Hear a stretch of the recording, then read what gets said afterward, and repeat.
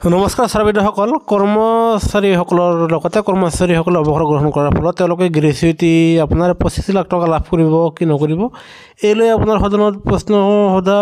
হৈছিল লোকসভাত আৰু ইয়া চাওক আপোনালোকে যোৱা 10 ফেব্ৰুৱাৰীৰ শেহতীয়া খবৰ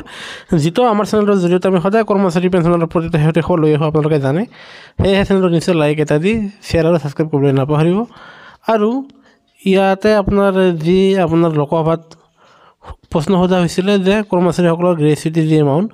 25 লাখ টকা লাভ কৰিব কি নকৰিব বিশেষকৈ আপোনাৰ নিউ পেঞ্চন স্কিমৰ অধীনত আৰু যিটো আপোনাৰ বৰ্তমান এপ্ৰিলৰ পৰা UPS কৰিবলৈ গৈ আছে আৰু সেয়েহে UPSৰ অধীনত চৰকাৰী কৰ্মচাৰীসকলেও তেখেতসকলে আপোনাৰ গ্ৰেচুইটিৰ সুবিধা লাভ কৰিব আৰু এই গ্ৰেচুইটিৰ সুবিধা তেখেতসকলে 25 লাখ টকালৈকে গ্ৰেচুইটিৰ সুবিধা UPSৰ অধীনত লাভ কৰিব বুলি আমি জানিব পাৰিছোঁ কাৰণে এয়া আপোনাৰ প্ৰভাৱ পোৱা আমি পোনে আপোনালোকৰ মাজলৈ লৈ আহিছোঁ সেয়েহে কৰ্মচাৰী পেঞ্চনৰ প্ৰতি শেহতীয়া খবৰ আপোনালোকে নিশ্চয় আমাৰ চেনেলটো নিশ্চয় লাইক এটা দি শ্বেয়াৰ আৰু ছাবস্ক্ৰাইব কৰিবলৈ নাপাহৰিব ভিডিঅ'টো চোৱাৰ বাবে ধন্যবাদ